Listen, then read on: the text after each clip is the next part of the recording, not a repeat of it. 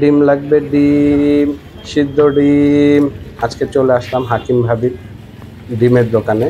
উনি বলে এখানে মশলা দিয়ে সিদ্ধ ডিম বিক্রি করে।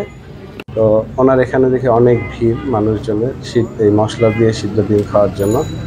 তো আমিও এখানে একটা ডিম নিব। শীতকালে মানুষ ডিম ভালোই খায়।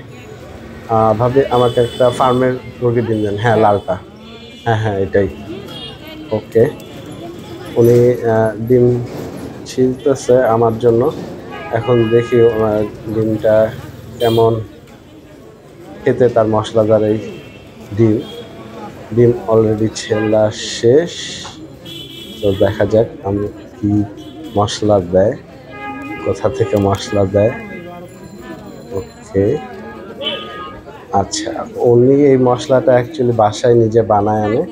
এটা হচ্ছে এই যে ওনার বক্স থেকে বের করে দিল। এবার একটু লবণ ছিটাই দিচ্ছে। আচ্ছা, মশলাটা কি আছে একটু দেখি আমরা। মশলাটা হচ্ছে পেঁয়াজ, ধনেপাতা, মরিচ এবং সরিষার তেল দিয়ে করা। এতে এটা অনেক মজা। Thanks for watching, please subscribe.